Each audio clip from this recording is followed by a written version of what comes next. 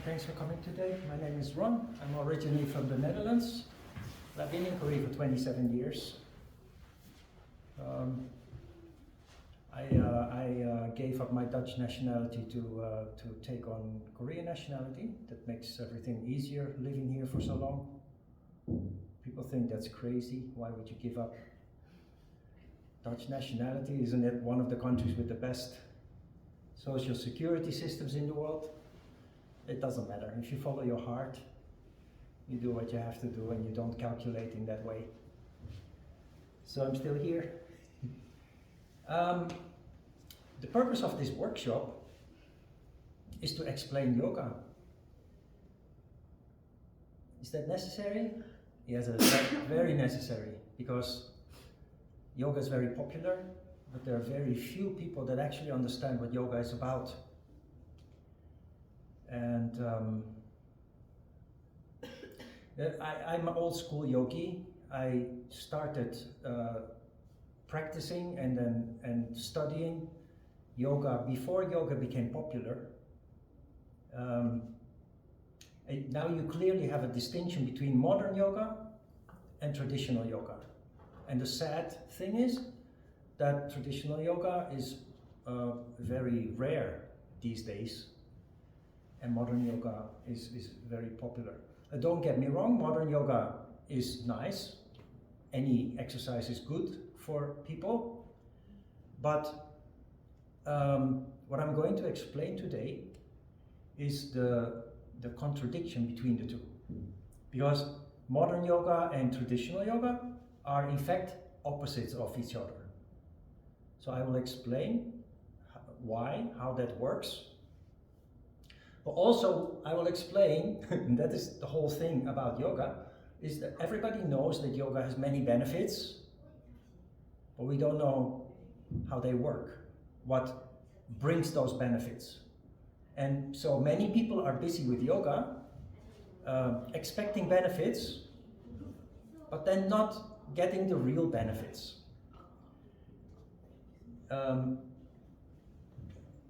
There are always benefits, of course, when you exercise. Exercise is healthy, is good for everybody. But today you will see that on top of the benefits of exercising, there is so much more that yoga has to offer.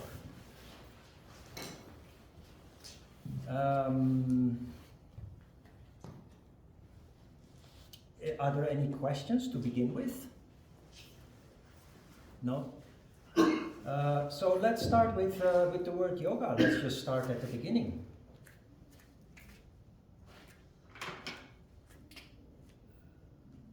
Yoga is, for many people, yoga is kind of mysterious, right? Because it's very old, ancient.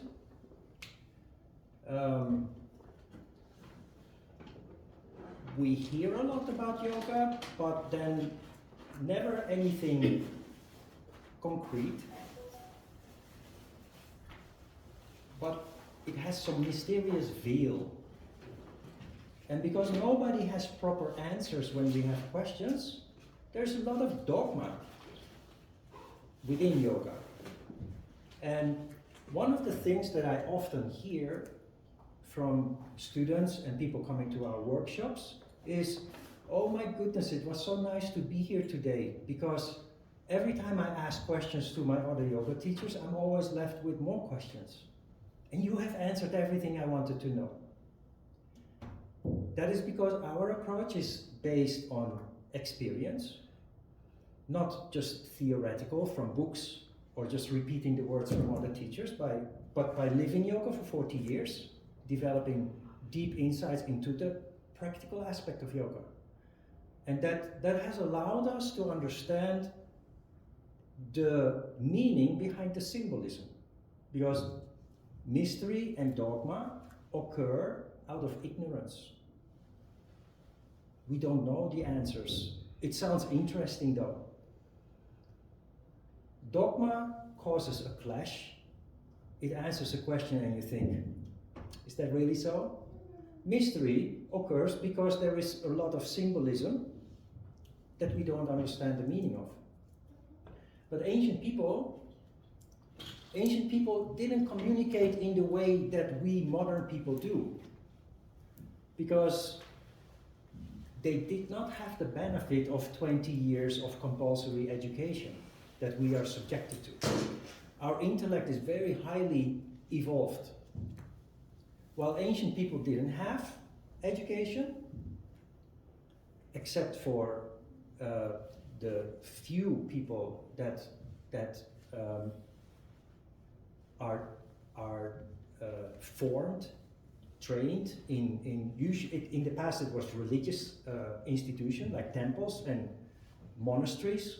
So only very small percentage of the population had the benefit of education. The rest of the people did not have a developed intellect. So any old book that you pick up is written in symbolical language, starting with the Bible. And all the yoga books, traditional yoga books, are written in symbolical language. When you take that literal, it leads to mystery in the best case scenario, but it can lead to dangerous situations where there are, for example, exercises where you are being told to swallow a piece of cloth, let it soak in your stomach and then pull it out again, and do that on a ritual basis. That is incredibly damaging for your esophagus, your throat, your esophagus, and your stomach. It will lead to ulcers and worse. There is always a meaning behind the symbolical language. And the mystery then comes into being when we don't understand what it really means. So what is yoga, actually? How old is yoga? If you open a book about yoga, in the foreword, the author often writes down, yoga is so many years old. It's a very particular number, 5,000 years, right? You recognize that? You know, before I came to Korea, it was probably when I was on the plane, I read a full information leaflet that said Korean culture is 5,000 years old. And I scratched my head and I said, is there a coincidence? And I also asked myself, I always play with things in my mind, and I said, so if yoga is 5,000 years old and Korean culture is 5,000 years old, then 6,000 years ago, then yoga didn't exist, and Korean society, Korean peninsula didn't exist 6,000 years ago. The answer is, of course, that written history goes back approximately 5,000 years. Written history. We have some idea what happened before, but nothing that is written down. So for some reason, authors of books just say 5,000 years because that's how far we can look back. But how old is yoga really?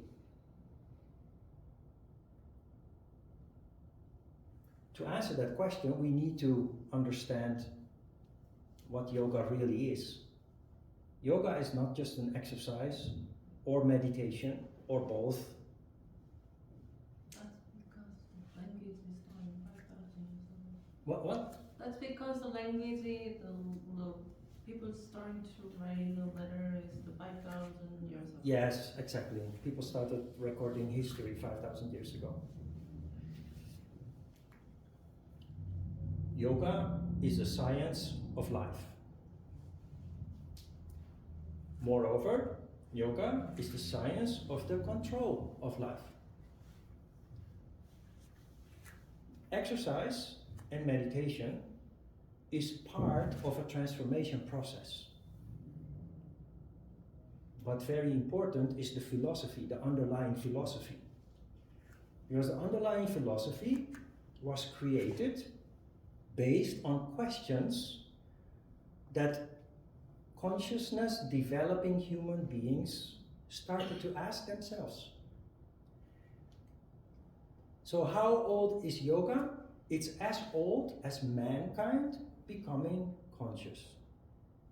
From the moment that we started asking questions, we started finding answers. And it started with simple questions about what is this red ball in the sky that warms me up in the day, and this white ball in the sky that seems to move throughout not only the night but also throughout the cycle of the month. We started asking questions about our environment, and very importantly, we started asking questions about ourselves. And through tens of thousands of years of evolution, those questions and the answers to it have become very sophisticated. So if you are able to pierce through the symbolism, those books are very interesting books because they give us insight in ourselves. And that's what yoga is about. Eastern philosophy is based on the idea that life is a valley of tears, suffering. Human beings have to suffer. Not only Eastern philosophy, in Christianity too, or Western philosophy, there is the idea that human beings have to atone for their sins. Life is misery, life is a valley of tears, better deal with it. And it is being approached very often in a very passive and negative way. Okay, life is misery. All the holy books tell me that life is misery, so I just have to accept that. And we suffer through life. Yoga, however, has a totally different view. And originally, those philosophies, whether East or West, they were not intended to be nihilistic or negative or passive. They intend to give us insight, to help us do something about it. And that is where the control comes in. That is why I said, first I said yoga is a science of life, and then I added to that, it is actually the science of the control of life. Now, where do we get all this from? The word yoga. What does yoga mean? So we have established how old yoga is. We cannot put an exact number on it, but considering that yoga started to develop when human beings started developing consciousness, it's tens of thousands of years old, if not hundreds of thousands of years old.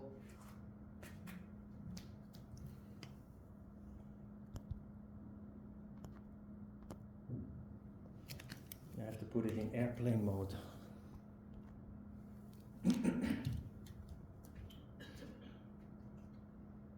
For many people, yoga is a word, is a concept. Yoga is practice, it's spirituality. But actually, if you do yoga correctly, it will lead to such amazing transformation of the human being that it becomes part of life. So yoga is life. Because what you do in the class will eventually integrate into your daily life situations. But what is the meaning of the word yoga? Anybody? People will say unity. Then my question is, how do you achieve unity? I will get to that. What kind of unity? Between the body and the mind and the soul. Does that exist? Yes. And I have a very practical way to explain how it works. But first this. The ancient Sanskrit word for yoga, by the way, Indian people, when they say yoga, they don't say yoga.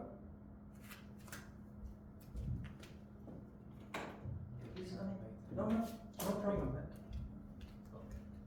Indian people don't say yoga, they say yog. Yog. Yeah, there's a Korean word for a totally different meaning. Yog. The ancient Sanskrit word for yog or yoga is yuj. The English word for yoga, what is the English word for yoga? If you translate it literally, yoke. Yoke. What is a yoke? The Dutch translation for yoga, or yoke, for that matter, is yoke. See the connection? Comes full circle. European languages are Indo-European languages. Here you see the connection. The Dutch word for yoke is based on Old Sanskrit. The English word for yoke is based on the more modern Indian language. But it all has the same meaning. What is a yoke? Many people don't know anymore what a yoke is because it was used in the past. Now we have machinery to help us perform hard work, hard tasks. But a yoke was used by farmers to utilize, to canalize the strength of an animal far bigger and stronger than our little bodies with their limited strength and capacity. So go back into history. People were hunter-gatherers. Like migratory birds, we traveled around the prairie following the wild animals to feed ourselves. Wherever there was livestock, or it wasn't livestock yet, we would just travel around and hunt to feed ourselves. But that is very exhausting, very tiring. And when people start to develop consciousness and intellect, one of the first questions we ask ourselves is, how can we make life more comfortable? So, agriculture was developed. People started to settle, and instead of depending only on hunting, they started growing crop in place. But that is hard work. It's easier to hunt. Although, not always. If the animal runs away, you have to run and follow it, and it's also a little bit exhausting. But working in the field, you have to plow the field, you have to irrigate the field, you have to harvest, and you have to bring the harvest to the shed to bring it home where you store it. It's very hard work for a human being weighing only 60, 70 kilos with limited strength and muscle mass, but it is very stable. So that is how evolution went. We chose stability, because who doesn't like that better than the uncertainty and insecurity of hunting? But just try to imagine you are that farmer working very hard in your field, plowing, turning over the soil before you start planting the seeds. And you look in the distance over the prairie and you see these big, the predecessors of the cows, deer, horses. You see all these big animals, 10 times our muscle mass, 10 times our strength, energy. And they're just out there doing nothing. Just lying in the grass, eating a little bit of grass and some leaves from the bushes and the trees, and just hanging around doing their thing that animals do. But you are breaking your back and you are sweating, and the clever human being then started to think, what if that animal, that strong animal, could help me plow the field and carry water from the river to my field and help me bring the harvest home once the harvest is done. That is where the yoke comes in. In yoga, everything is energy. So yoga is not about dieting or pretty body, or those are just side effects. It's all about energy. But energy is ineffective if it's not canalized. Just look at atomic energy. One atomic energy plant, nuclear power plant, can provide heat and light, electricity, to 1 million homes. But you know, these power plants are very, very complex. It takes 10, 12, 15 years to build. Why? Because they need to put into place everything that is necessary to control and canalize the atoms that, if done right, create so much energy. But you also know what happens if it's not controlled.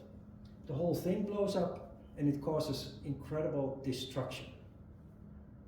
So from the point of view of everything being energy, energy can be put to use if it is controlled and canalized. The yoke was an invention of these ancient people who tried to come up with a way to make a horse or a cow pull the plow through the field. Instead of hard working, they put the yoke around the neck of the animal, because that's what it is, that's what a yoke is, around the neck of the animal, connected with some leads that connect to the plow. And the farmer only had to control the direction of the plow. The animal would pull. The animal would do the hard work. And the same with a cart. But that animal is not going to voluntarily pull your plow. First you have to train befriend the animal, train the animal, but you need a way to convert that strength, that big ball of energy, into a means, into a way that it can actually work for you, support your hard work. That is a yoke. So the concept of a yoke is control of energy, to canalize energy to make it work for you. So that is what the word yoga means. And that should already change your perception of what yoga really is about. Now don't get me wrong, when you say yoga is about control, then many people think, oh, boring. Who wants to control? I want to be free. That is a whole other story. Freedom is not possible without control. People who just want to be free without any restraint and control, they end up in very great misery. Not being able to pay the bills because you want to be free, so you can't hold a job, and or ending up with drug and alcohol abuse because you want to enjoy all these kind of things. And you think that that is freedom, but in fact you become enslaved. The literal word for addiction is to be enslaved. The Dutch word for addiction is enslavement, verslaving, which directly reflects what it means. So freedom, you have more freedom if you are more controlled. It sounds like a total contradiction, but that is what yoga has to offer. Yoga is a paradox in itself, because one does not go without the other. Freedom does not go without control. Great health does not come without discipline. It's not something that comes falling from the sky. So that is why it's called control, which is what the word means, not freedom. It leads to freedom, it leads to liberation. Okay? So that about the meaning of yoga.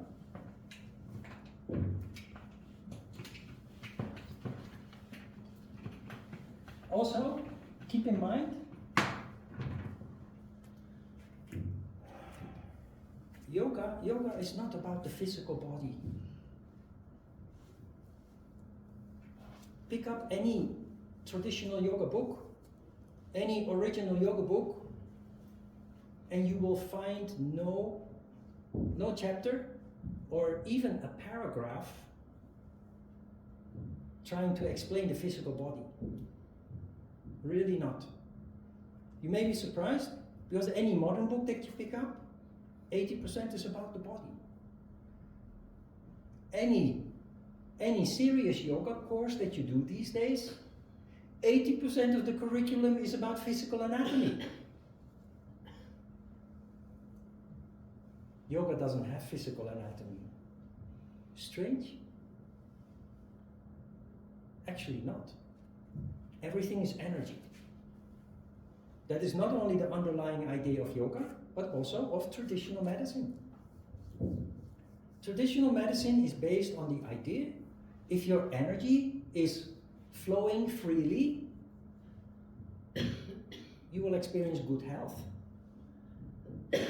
So in contradiction with modern medicine, traditional medicine treats the cause of the problem, not the symptom. The symptom will get better if the cause is corrected, which is always found in a blockage in the energy system, energy flow. Yoga is based on the same idea. That is traditional medicine. Yoga is totally linked with one another. That is how ancient people saw life. That is why yoga promises good health and happiness.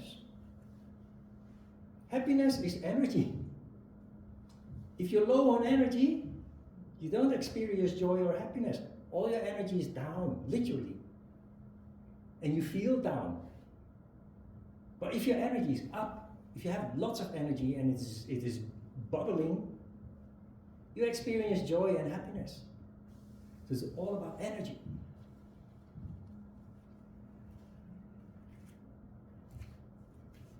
It's all about harnessing energy. Energy is our most precious asset.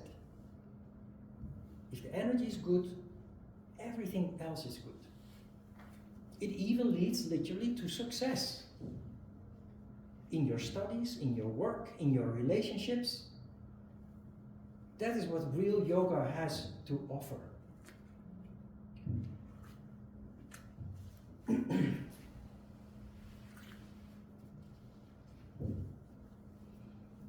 So how does it work?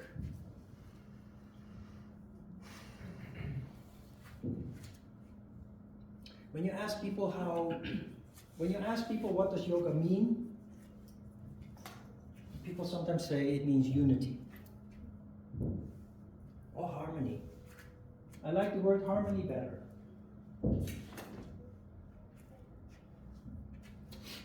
Yeah, everything is energy. When you plug in your device, there's not one, what do you call it? There are always two. There are two teeth that go into the socket, right? Why? Because electricity is gained by two opposing polarities, plus and minus. Energy is always plus and minus. In Chinese you call it yin and yang.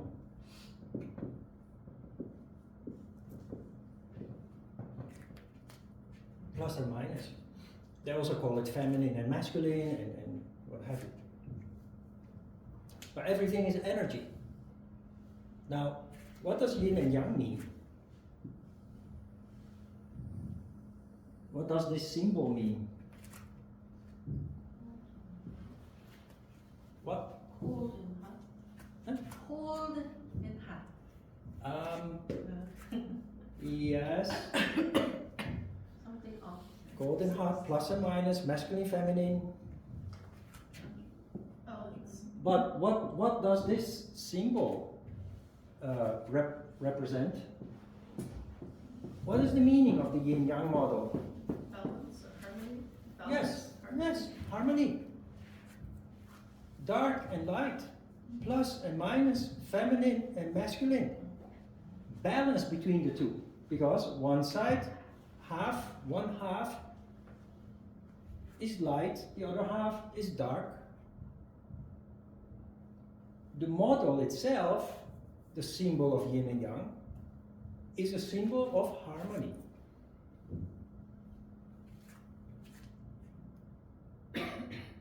So why is harmony so important?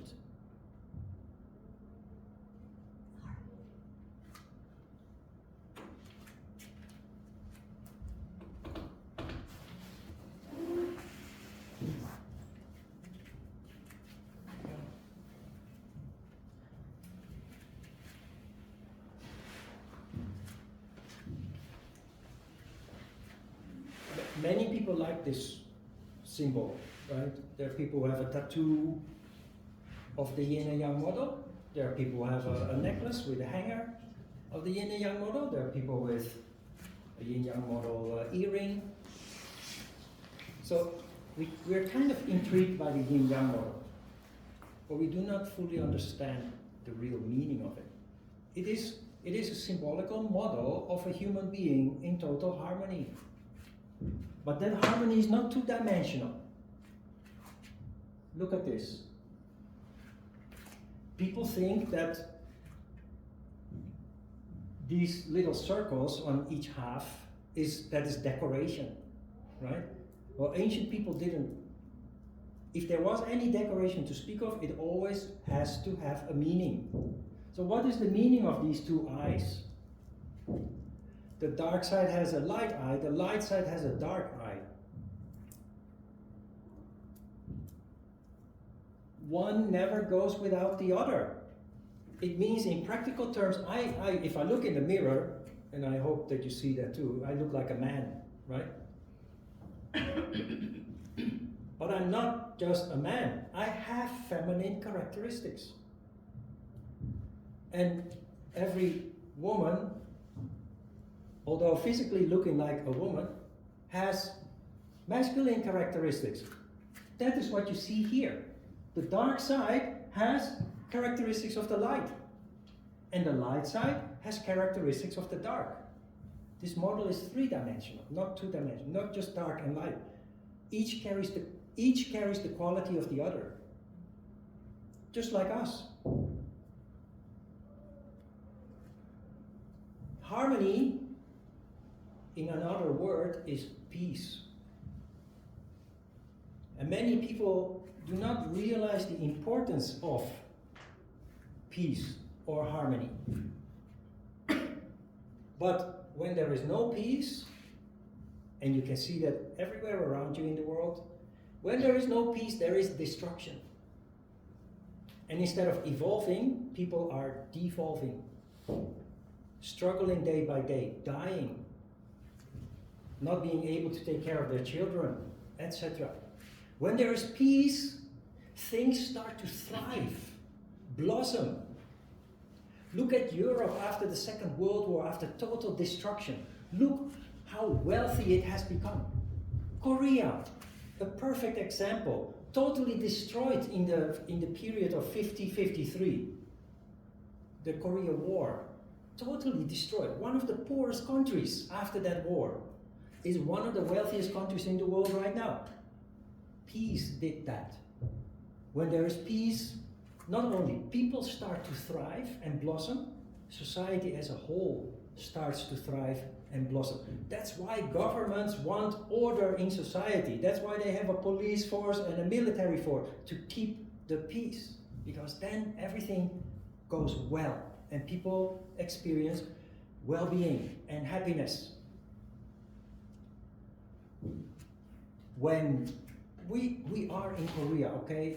What do you say when you meet people? You say, "안녕하세요." Now what does that mean? What does that mean? It literally means, are you in peace? And it is not a statement, it's a question. 안녕하세요? So people often reply and say, "네." But when I ask Korean people, like in this occasion with the workshop, what does 안녕하세요 mean? People say it means hello. We have lost the importance and the meaning of peace, but you find it in old habits, in old traditions. So Korean people say, "Are you in peace?" Because if you're not, there's something to worry about. Muslim people put their hand on their heart and they say salam. What does salam mean? It means peace. So the whole world is talking about peace but have forgotten about the importance of peace. Why am I talking about this? Because that is where this is going. Harmony is peace. And we all live in a state of disturbance. We are either dominated by dark or by light. Hardly ever are we in harmony throughout the cycle of the day and the night. That's nature. Nature goes by that cycle. Yoga is a system with which you take control of that cycle to create more and more peace, harmony. And why that is important, I will explain today. Because then you understand really what yoga is about and why it is important to establish safety, security, stability in your life and in the life of your loved ones. It's the task of a teacher in school. It's a task of a parent for their children. It's a task of the government for their population to establish safety, security, and stability. Because then things start to blossom. Yin Yang is Chinese. Yoga is Indian. So we use the Indian terms. Shiva,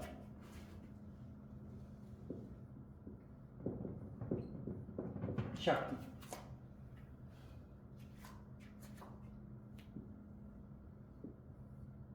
This is the key word.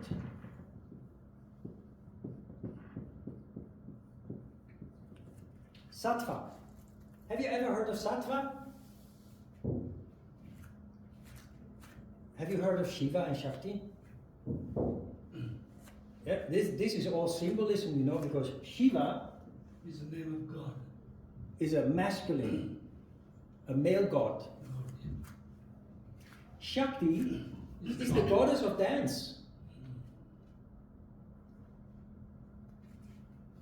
Masculine, feminine. Adam and Eve. Yin and Yang. You're Christian? You know the Bible? You know Adam and Eve? People think it's a story about people. No, it's symbolical. It's a symbolical story that is exactly the same as Yin and Yang and Shiva and Shakti. We think that they were a man and a woman doing naughty things behind the tree and they got punished for that and they fell out of paradise. I will tell you what it means to fall out of paradise.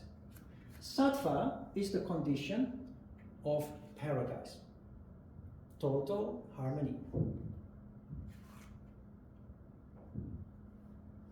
But something else. When you ask a yoga teacher what is Shiva energy, they will say it's masculine energy. And you ask a yoga teacher what is Shakti energy, and they will say it's feminine energy. Seems obvious because Shakti is feminine, goddess of dance, and Shiva is the Lord, a male god. The truth is, and I didn't bring the book today, the Hatha Yoga Pradipika, but there are many verses where what I'm telling you today is confirmed. Shiva energy is feminine energy. Shakti energy is the masculine variant of energy. And you have to look at this in the same way as you looked at the yin-yang model, which had a dark eye in the light side and a light eye in the dark side. It's a reflection of each having the opposites characteristics within them. That is what is hidden behind this seeming contradiction, that the male god is representing feminine energy, like I have feminine characteristics, and the goddess, the female, is representing masculine energy. And I should have brought the book actually, so that I can quote those verses that confirm what I'm telling you here. But I didn't, so you have to believe me at my word. If we meet in the future, I can. In our course, we do study chapter 1 and 2 from the Hatha Yoga Pradipika. I can then refer to those verses. But it tells how deep it goes. But if you understand yoga properly, then you see that in every aspect of yoga, whether that is at the very basics with asana, the physical aspect of yoga, your meditation, energy control, but also in establishing the proper foundation for your yoga practice to flourish, to thrive, allowing you to benefit as much as possible from your yoga practice. It's all about sattva. Everything you do in yoga and study and learn about the philosophy, it's all designed to tweak and perfect your ability to stay in sattva. Now, why are human beings suffering mostly? Because of subconscious thought processes. That goes a little bit too far to explain that here in this workshop, but yoga contains a lot of philosophy. The yoga philosophy contains a lot of information on how we function. And when you understand that, you can gradually start taking control of that. And that is what in the long term will lead to a reduction of suffering. It's psychology. Now, sattva, you know that there is another symbol that is there is a symbol from another culture that reflects the yin-yang principle or the harmony principle. Look at this.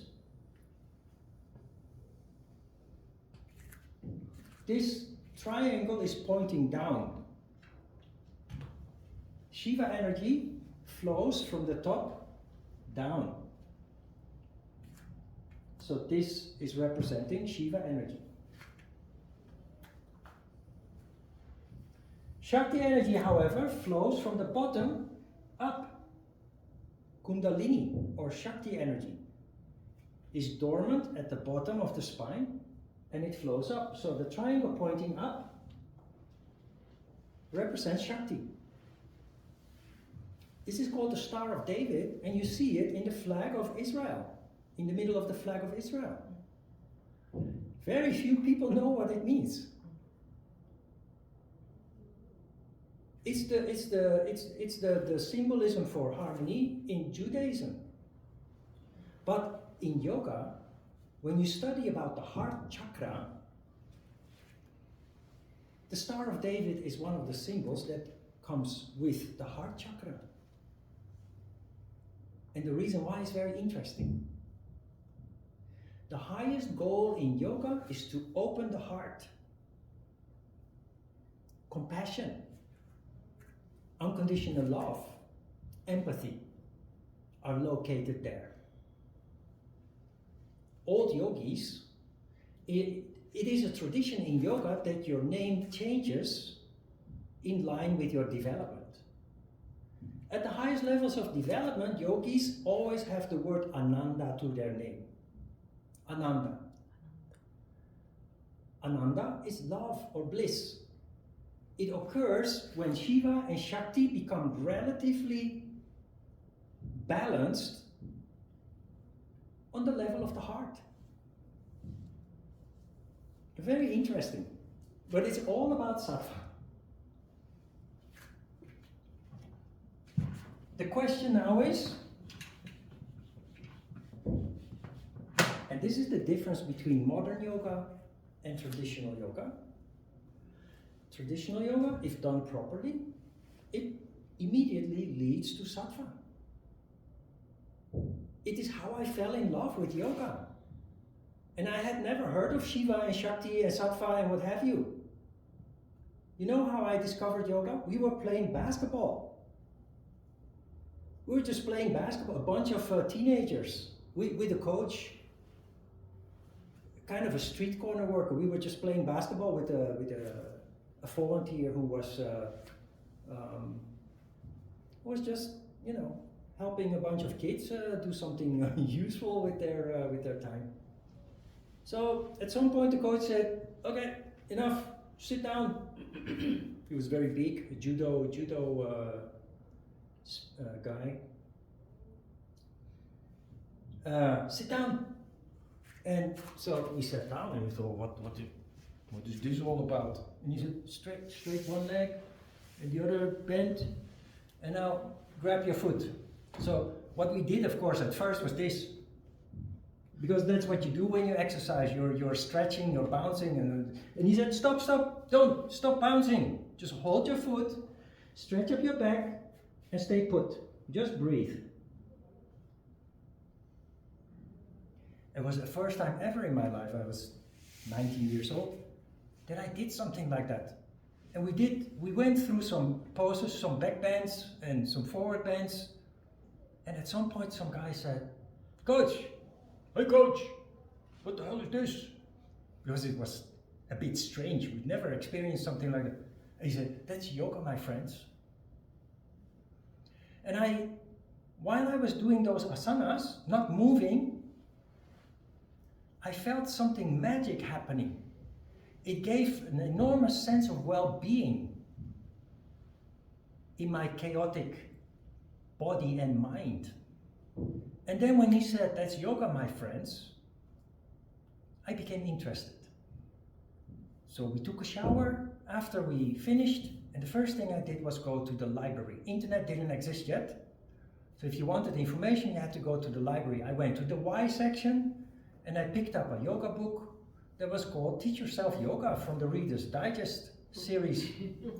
Yeah, old people know, old generations know the Reader's Digest, because Reader's Digest had a whole series of books called Teach Yourself, Thai cooking, teach yourself, gardening, teach yourself, yoga. And that book became my Bible. I still have this book. I didn't steal it from the library. I used it for a year. I kept extending it. It was very precious. But then later, a Hapkido friend said, "Is this the book that you used?" "Oh, you can have it." So that book is very precious. That's where it all started. But the point is, I fell in love with yoga because I experienced harmony. At that time, I wouldn't have been able to put it into words. It just felt good. And I got that book and I started practicing every night before going to sleep. After a couple of weeks, I threw out my TV because I became more sensitive, more aware, and I felt that thing was sucking out my energy. You didn't have Netflix at that time. You had only 3 channels.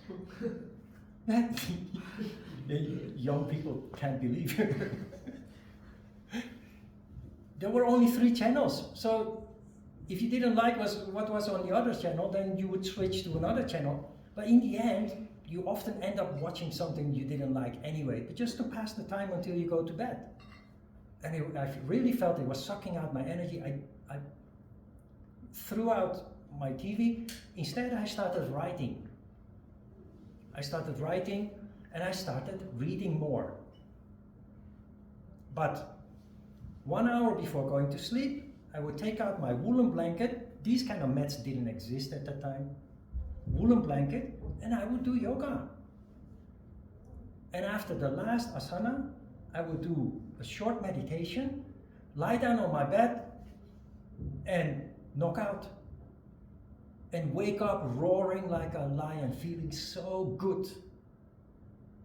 While everybody else is having difficulty opening their eyes and need 3 cups of coffee, I would jump out of bed and be ready for the day. Still, today, 40 years later. That is what yoga did. Modern yoga doesn't do that. Because modern yoga doesn't lead to sattva. But again, modern yoga is good, is healthy. We are living in a body that needs movement to do maintenance, to stay healthy. That's just something we have to accept. So if you exercise, always good. But if you can canalize that exercise into a certain very particular way, yoga way, the traditional way, it has so much more to offer.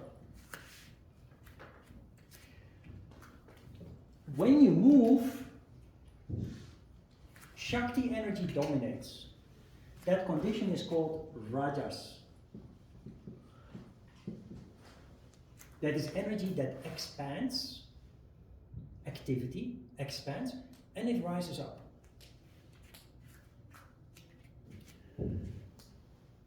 When you are inactive, when you are resting, when Shiva energy is dominating, that condition is called tamas.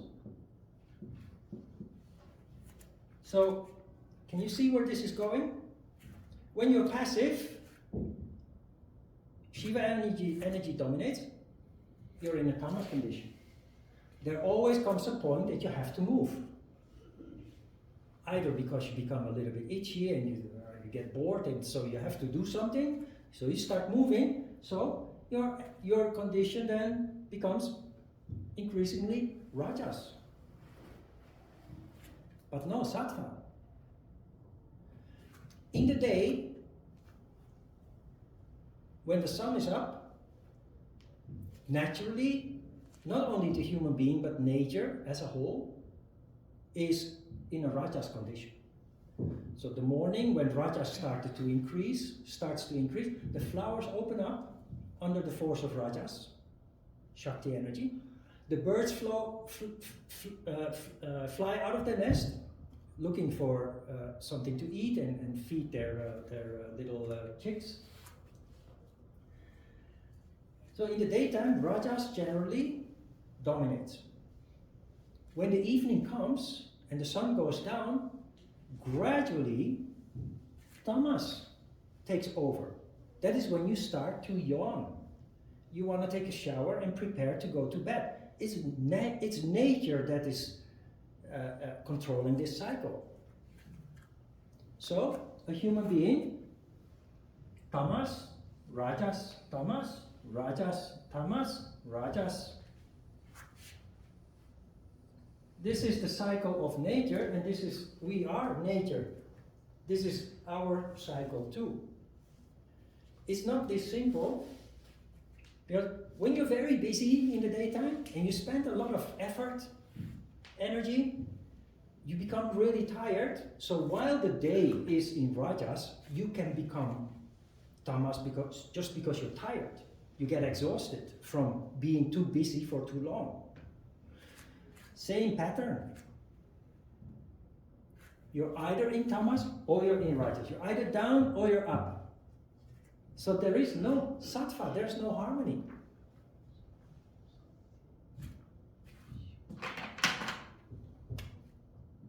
Let's say that this red line is the balance between tamas and rajas. Harmony, sattva.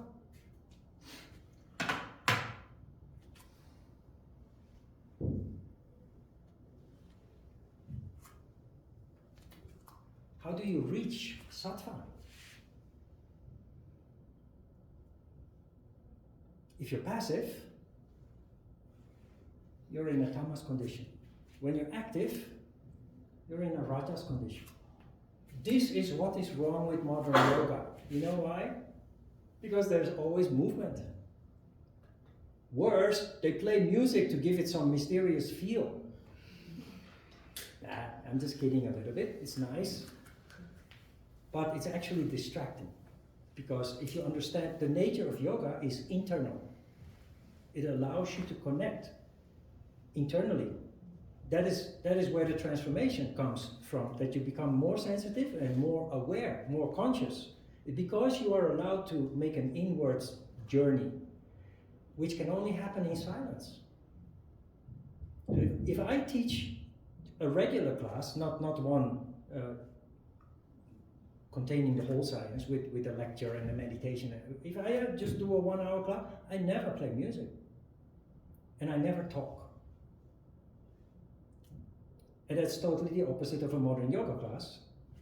Not only do they play music, but they keep talking about the muscles, about the joints, all about the physical aspects that you can expect from that particular asana that you're doing. Not only that, in the meditation, if there is a meditation, most classes don't, but if there is a meditation, the teacher keeps talking throughout the meditation.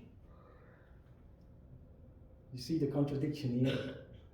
You cannot meditate if somebody is talking to you, because it puts your attention outside of you, external. So modern yoga is external, which is in total contradiction with the meaning of yoga. Traditional yoga is internal. It's done in quiet, in silence. That's when you really start to feel it. But modern yoga is constant movement. Flow yoga, Ashtanga yoga, Vinyasa yoga, hot yoga, Bikram yoga. They're all the same, you know. Traditional yoga, on the other hand, is totally different. How is it different? There is no movement. Now it becomes a little bit strange. Because how do you do physical exercise without movement? And that is the secret of yoga. It is a secret that most people do not understand. But that is how you can come to sattva. You have to find the balance between movement and standing still. You know what the meaning is of the word asana?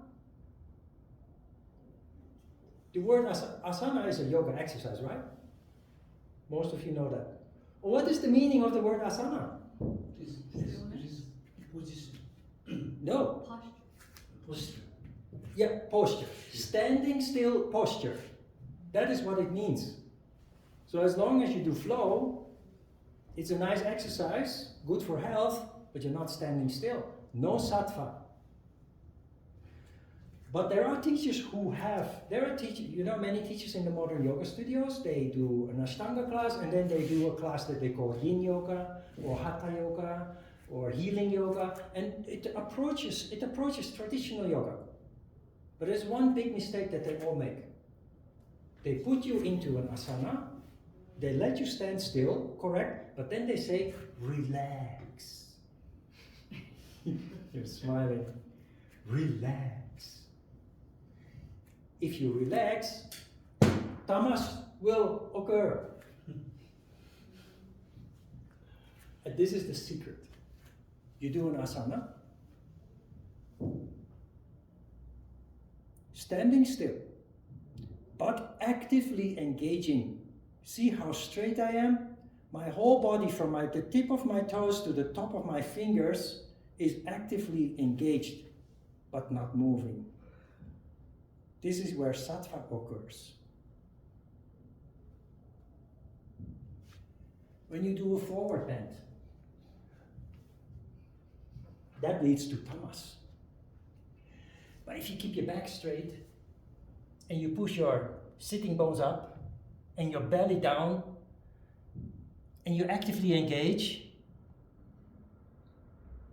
it looks like I'm doing nothing, but I'm actively engaged without movement.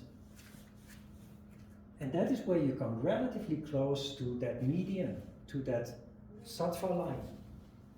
And this is what I experienced when I did yoga with this judo sports guy who told us to sit down and do some of these weird things. At that time we thought it was weird because we had never experienced it, but it felt so good. It felt like some secret elixir being opened up and being poured into my veins. So nice did it feel. It's the reason why in a world full of modern yoga, I stick to traditional yoga. Because I know that is It's giving the most benefit to the practitioner.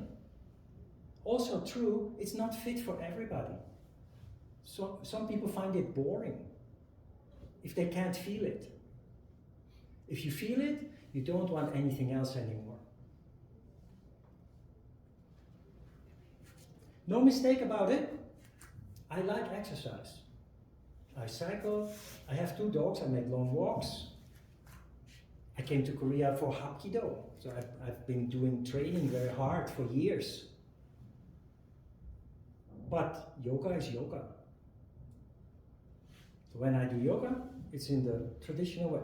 When I exercise, then I sweat and I burn my muscle and what have you. Well, yoga is yoga. Otherwise it doesn't work. Even better, if you do yoga in the traditional way, it helps you to recover from your hard training or exercise, or if you're working hard, or it's really refreshing. And this is also the contradiction with modern and traditional yoga. If you do a modern yoga class, you have a satisfying feeling, but you're tired after the class, right? People who like sports, exercising, it gives a sense of satisfaction, fulfillment. When you're done, you sit down and you buzz out and so nice. Yoga is the opposite. You do a yoga session properly, in the ancient tradition, you feel refreshed,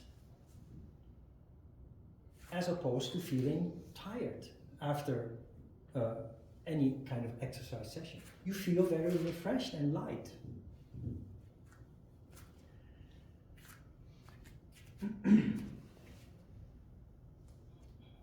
So, if you really want to receive all those wonderful benefits that yoga teachers talk about, that books promise, you need to do it in the right way. Otherwise, it's just an exercise like another exercise, which again, not bad. Yoga has so much more to offer.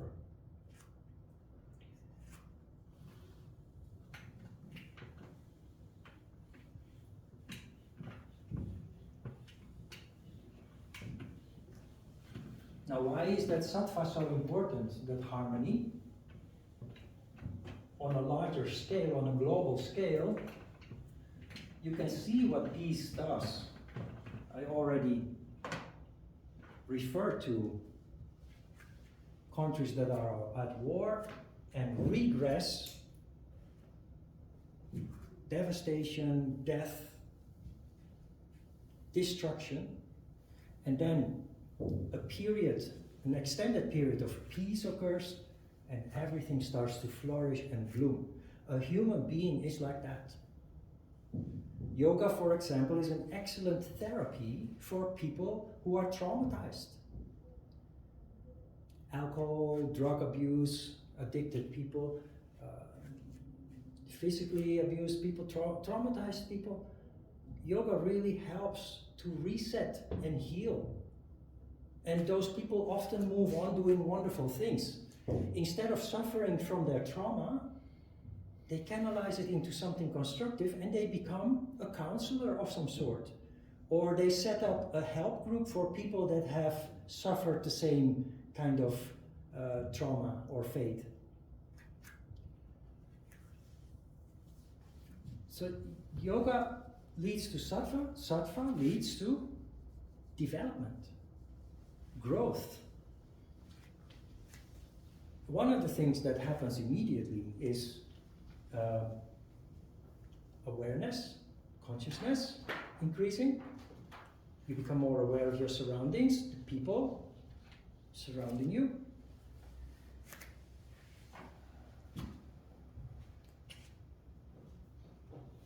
How does it work? You know the chakra system? Along the spine and above the head, there are a total 7 chakras. Are they real or not? If you go to a surgeon and you ask the surgeon to take out your Manipura chakra, he will cut you open and he will find nothing, or she. But does that mean that chakras don't exist? A chakra literally means a wheel. It's a wheel. It's a ball of energy. So a chakra is a concentration of energy. And where does that concentration of energy come from?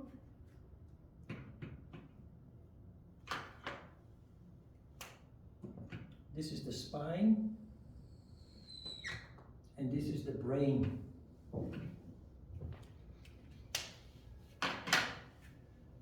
The brain is like a computer. Everything that you do with everything that is below the brain is controlled by the brain. So when you move a hand, it's an action that is initiated with a signal in the brain. The brain gives a flash of light or energy through a nerve that orders your hand to move. So there is a cable, your nerves. The spine is designed to protect that cable. So there is, from the brain, there are many nerves that service the lower parts. At the level of the head, the brain is active there, so there's always a field of energy around the head. They say it's approximately 60 centimeters wide. That energy is a vibration. When you go then down further from the brain to the throat chakra, at the level of the throat, a bundle of nerves separates from the main bundle to allow you to speak, to allow you to swallow, and also your hearing is related to the throat chakra. Then that main bundle continues to go down to the level of the heart, and there a sub-bundle of nerves separates from the main bundle to control the heart function and the lungs and the muscles that make the chest expand and contract, and many other functions, of course. It continues to go down. A sub-bundle separates from the main bundle to take care of all digestive organs. And it goes down, and you have the reproductive organs, and it goes down further, and that is Muladhara chakra, that is responsible for all physical movement.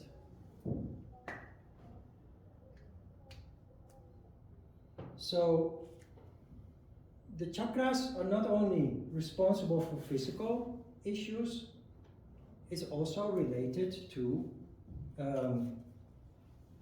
sentiment, emotions. The lowest chakra is the location where you find anxiety, fear. The function of fear is to survive. The species survives by the signals that you receive that there is danger. So when you experience fear, you will take action to get away from the danger. That is in Muladhara chakra. When you experience fear, you sweat. Smelly sweat, not normal sweat, but you also have a need to go to the toilet to relieve yourself. It's all related to Muladhara chakra. The next chakra is related to sexuality. The third chakra is related to ego and ambition.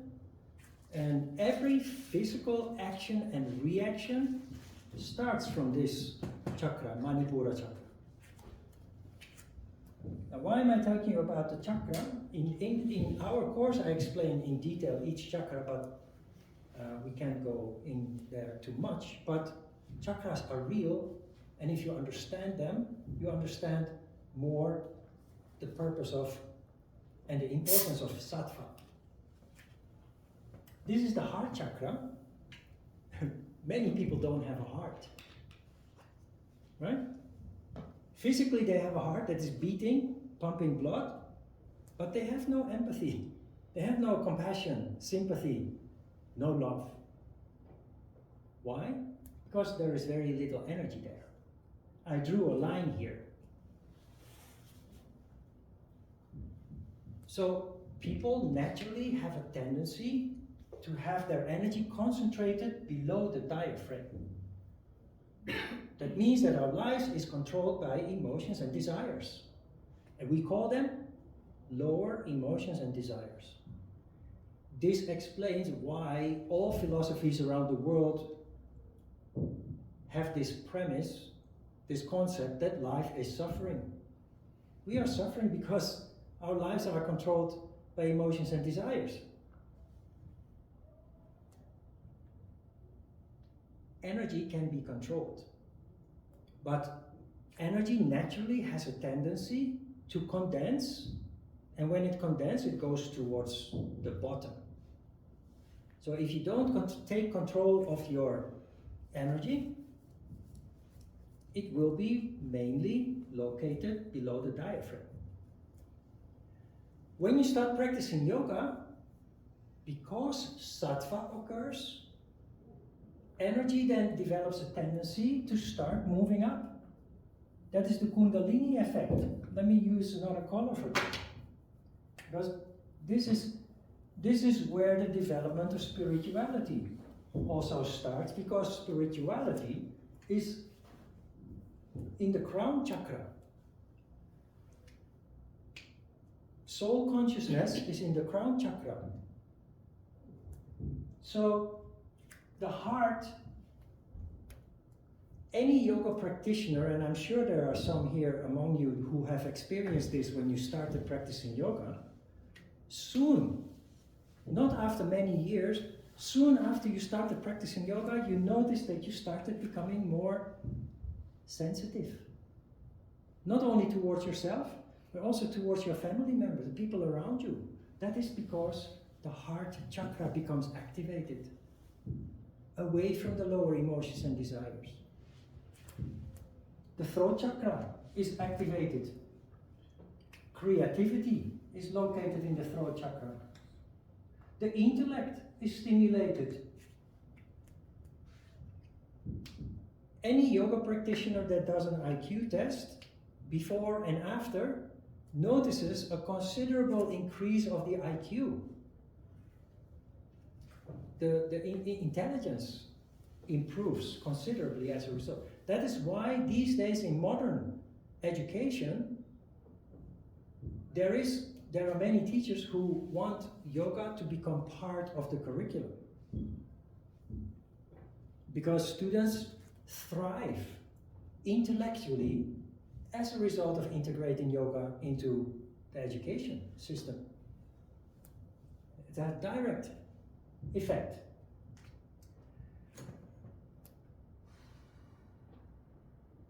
Spirituality, what is spirituality? Many people think spirituality is a luxury. Is it? No.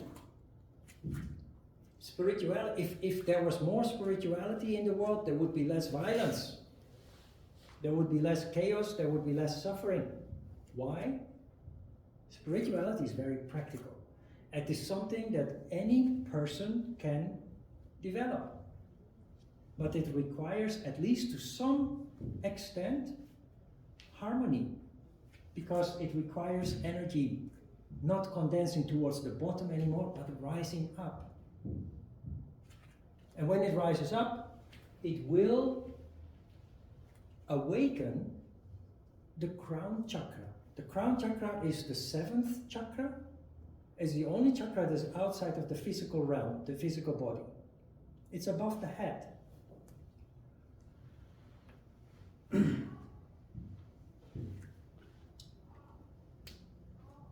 I mentioned very shortly the functions of these chakras: fear, anxiety, survival,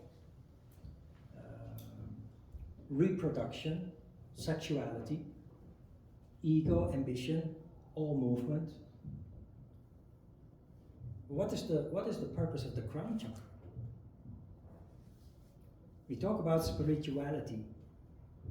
We have words in our language that refer to what happens when the crown chakra is functional. But the crown chakra is only functional when it is fueled by energy that rises up. But genius.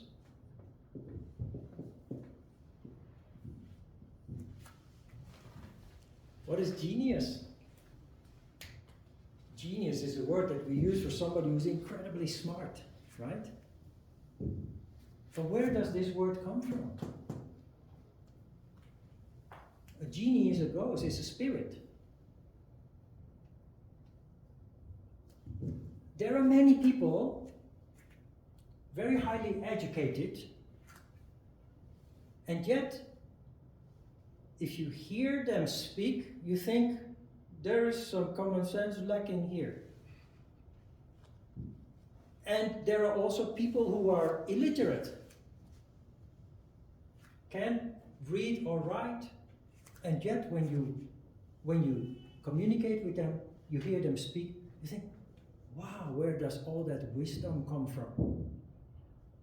So wisdom, deep insight, common sense, which is not so common, cannot be learned from a book. Those are qualities of the crown chakra. Genius occurs when the two come together. Intellect and intuition. So the head, the brain, the intellect, and the crown chakra together lead to genius. So a person who is highly educated but doesn't have a function in the crown chakra cannot think out of the box. They can only replicate what they have learned. Theoretically. I'm a little bit simplifying things. The reality is a little bit more dynamic, of course. But just to help you understand the value of yoga. Because yoga leads to opening up of the crown chakra, and so it naturally leads to at least some level of genius. Because genie means spirit. Crown chakra in combination with intellect leads to genius. And a genius is able to think out of the box. Not simply replicating what you have studied, but to develop new concepts, to develop new insights. Insight, wisdom, intuition are all qualities of the crown chakra. And normal human beings, they sometimes experience something like that in a quiet moment by coincidence. Like when you're daydreaming, for example, and just the light goes on, accidentally. When you practice yoga and you become more and more sattvic, that condition becomes more and more permanent. Instead of once in a while, just by coincidence, because accidentally the circumstances were right, allowing you to be functioning at the crown chakra level, you're more and more functioning in the crown chakra level throughout the day and less influenced by surrounding circumstances. That is also literally what mastership means. Regardless of circumstances, you can stay focused, you can stay functional in the crown chakra. And maybe I make it all sound very complicated and far-fetched, but this happens if you just do your tree pose like that, standing still. It already happens at the very first time that you start practicing yoga. It's so incredibly powerful that people don't believe that it works. So they go to another class where they play music and sweat and keep moving through their flow. Because you feel something there. So traditional yoga is not fit for everybody, but when you feel it, you fall in love with it, you don't want anything different anymore. Another word, many people don't realize how that is related to the crown chakra.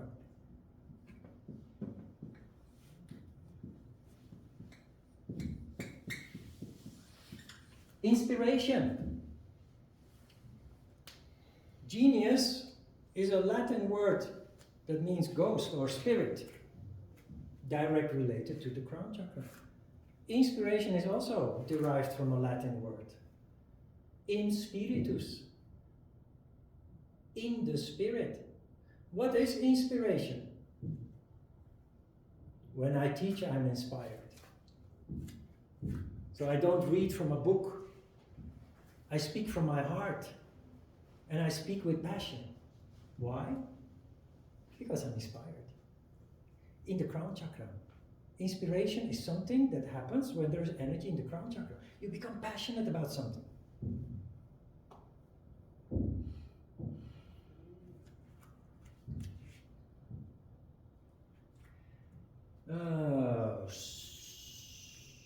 In Korea, you have a drink, it's called Chilsong.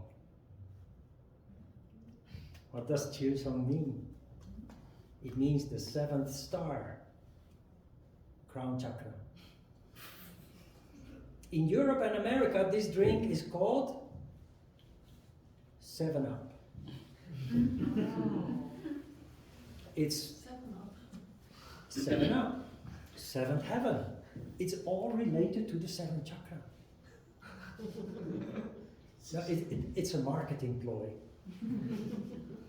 It kind of promises that you reach paradise if you drink that drink. It is in India also. Huh? It is in India also. Right. And drink. 7-Up. Yep. Except there is so much sugar in that drink that it doesn't bring you paradise, it makes you crash if you drink too much of it. But it's ancient knowledge that we apply in the modern world, and we actually have lost connection with this concept. But I really wanted you to understand the difference between modern yoga and traditional yoga. And if you understand this, you will never think traditional yoga is boring, because the teacher doesn't play music and the teacher is not talking all the time. Because it allows you to move inwards, move your attention inward, and connect with your heart's content. Soul consciousness occurs as a result of that. And soul consciousness is something that many people talk about, and nobody really knows what it means. But this is that you connect with yourself, that you start to feel yourself. Not what you have been taught by your parents and your education and your culture, but what you truly feel. The transformation in yoga is not only a transformation of consciousness, it's also that we leave the past behind and start following our destiny based on what we truly feel, not what we were taught and told, how we were conditioned in our upbringing and education, but based on what we really feel. So most students of real yoga, they completely change over the years. New direction in life as a result. True transformation. That is soul consciousness. It sounds very intimidating, but it's very simple, and it occurs right at the beginning of your start of practicing yoga correctly.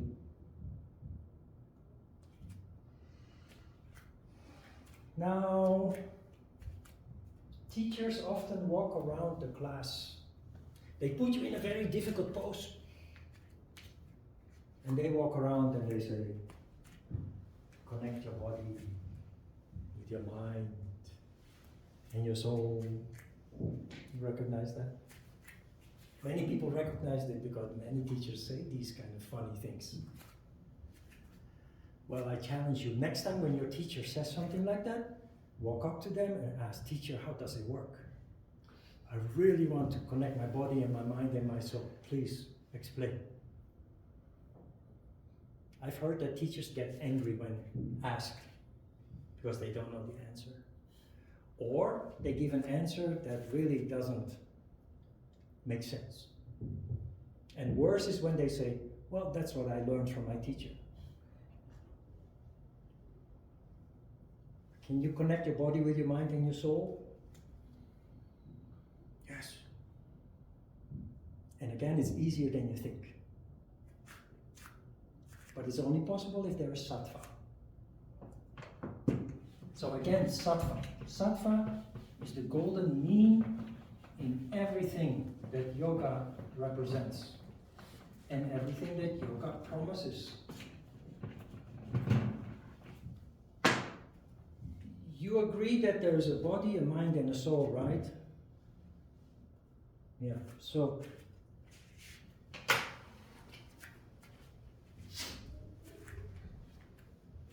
this is the body.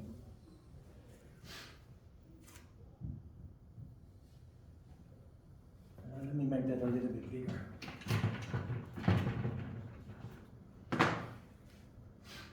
This is the body. This is the mind. And this is the soul. Disconnection occurs because of lack of sattva. So, this is the human being that is very physically oriented. People who are not so, who didn't have the benefit or the luck of good education, they end up very often in labor jobs, very physical. That's the physically oriented human being.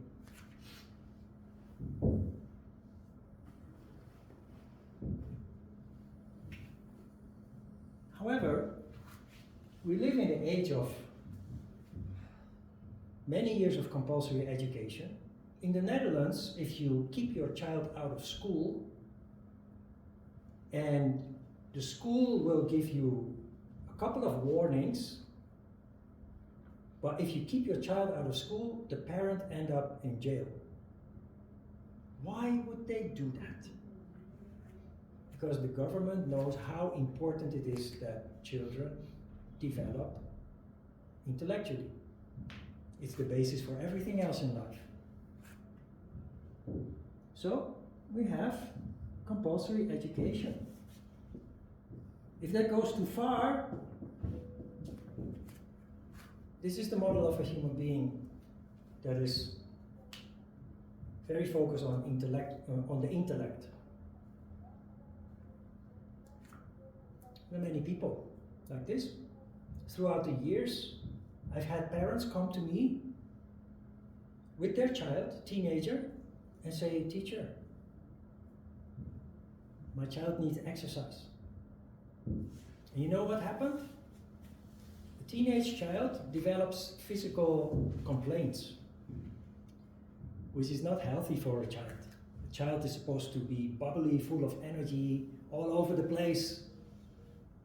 But it's being killed by forced education. Not just going to school regular, but after school changing bags and going to another school. No free time, no time to be child, play around, climb trees, etc. So the body starts to deteriorate. And it's always the same process. First they go to the hospital. Doctor, my child is sick. A good doctor will say, you're in the wrong place. Your child needs exercise, not medicine. I can do nothing for you. But next door is a gym.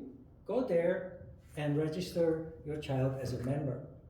So they go to the gym, and the child is being put on a running machine or a cycle, bicycle, or an aerobic class. And because the body is in a poor condition, everything hurts. And a child doesn't have the foresight that adults have. As an adult, you know, it hurts, but if you continue, your condition will improve and it will start feeling good. A child just thinks, oh, my legs hurt, oh, I don't want to do this. They just want to go back home, back to their computer game or whatever it is that they like. Intellectually, they don't enjoy their body moving. So the next step is they pay a PT trainer, private. They pay extra money for somebody to pay personal attention, personal trainer. The child doesn't like it because it just still doesn't like moving. And then they say, well, if nothing works, yoga will work, because they think yoga is easy. So they come to me and they say, can you help my child? And then we do yoga, and then the child says, oh, but it hurts and it hurts. And they always, after one time, they don't come back. Sad. Anyway, just an anecdote. That's the tragedy of overemphasizing intellectual development. When I was a child in elementary school, we didn't even have homework. So after school, we would run home, drink a cup of tea, and run out the door and just cycle through the neighborhood to fool around with your friends and play until dinner. And after dinner, you would run out again and play and do. And Finland children still go to school like that, and yet intellectually they develop very well, which proves that it is not necessary to go through all these other study groups and hagwons and what have you to actually develop well. Anyway, the body and the mind, how do you connect those? So this, like with sattva, most people are always either tamas or rajas. With the body and the mind and the soul, most people are either orientated on the body or the mind. But now, this is what yoga does. This is what sattva does. There are many other methods to achieve sattva. Yoga is just the one that stands out these days. But balance. Sattva leads to harmony, balance, leading to a relative harmony between body and mind, physical and mental activity. That is why physical education is important in school. At least a couple of times a week, you come out of the classroom, you go to the gym or outside, and that's what we did when I was long time ago in school. What happens when there is relative harmony between the body and the mind is the activation of the soul, the spirit, the crown chakra. So you can talk a lot about spirituality and the soul and soul connection and what have you, but all you need to do is start practicing yoga and do it correctly. Then automatically, before you even realize it, the crown chakra becomes active.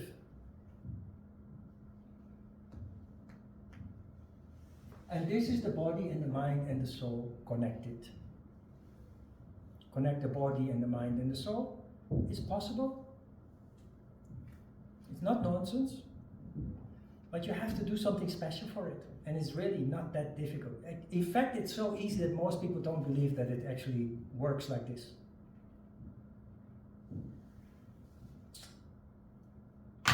What else do we have?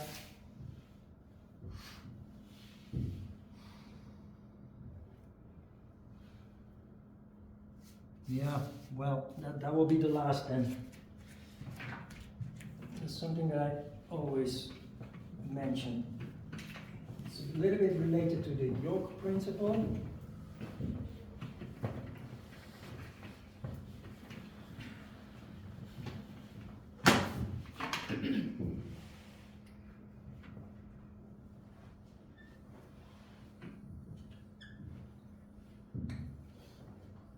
This is a house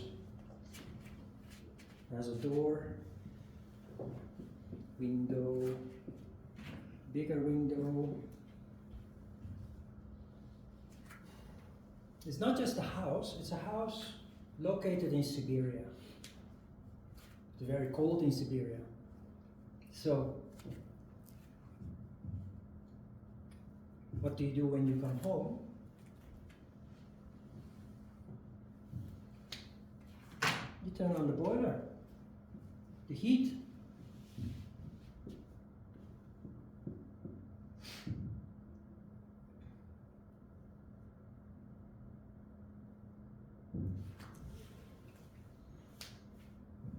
You're so cold in Siberia, you turn your boiler to 10, the highest setting, and your boiler is burning what? Fuel, energy, large amounts of energy to create some warmth, some comfort in this house. This house is symbol for how most human beings function. We are fueled by energy as well, just like the boiler, the heating system of the house functions based on energy. It's a house in Siberia, but it's poorly built. It has just single layer glass window panes. There is no insulation in the walls and the roof. So all that precious and expensive energy disappears. And while you continue with the boiler at a setting of 10, the highest setting, you keep burning gas or gasoline or electricity for that matter, the house never gets comfy, never gets really warm, because that heat disappears before you know it. Human beings are like this. That is one of the most heard complaints in our modern societies is, I'm always so tired. But I'm not working in construction or in the harbor or in agriculture. Why am I always so tired? That is because we are lacking insulation. We are not getting tired from physical activity. We become tired from mental activity. Why do we not know about, why are we not aware of this? That is because most of our mental activity is subconscious thought processes. When you're not conscious of something, you cannot direct it or control it. So we lose a lot of energy without knowing how, what causes it. So what do? You start insulating your house. You start practicing yoga. You insulate the house, you install 3-layer window panes. You put insulation materials in the walls and the roof. And now you turn your boiler to 3. The house warms up, the heat stays inside, and the house becomes very comfortable, cozy, and warm. And you save a lot of energy. That's what yoga does. And when you have more energy, you feel better. As I said about an hour ago, or an hour and a half ago, happiness and joy occur spontaneously if there are sufficient amounts of energy. If there's lack of energy, you're dark, you're down, it leads to depression. Energy goes up and expands. Without any particular reason, you can be happy and experience a sense of well-being, joy, just like that.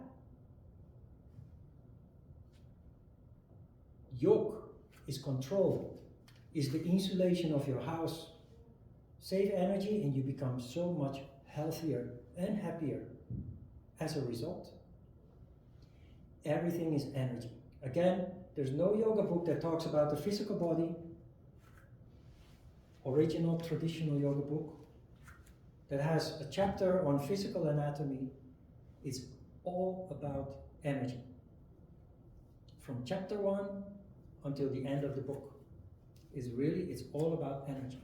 And because a human being is complex, especially psychologically, that is where the philosophy comes in. So yoga is complete if it includes studying philosophy on a practical basis so that you develop insight into how you function. The understanding the physical body compared to how you function psychologically, understanding the physical body is easy, piece of cake. A human being, the nature of us is complex. And it takes years and making many mistakes to discover all that and to correct all that. But it truly leads to a reversal of that premise that life is a valley of tears and you just have to suffer through it. No, there's something that you can do about it. If you do it correct, you will truly find a change, a transformation. You will truly find that you actually can avoid misery and suffering to a large extent. Control, yoga. And that is what yoga means. Never forget what yoga really means. Questions? I kept you on your cushion for so long. 2 hours is really long. I never have a class. Workshops take long because I need to explain. By normal classes, the lecture is usually 40, 50 minutes. So let's have a short break. You can still ask questions if you come back. If there are no questions, I want to finish the workshop with an asana session and a short meditation. Thank you so much.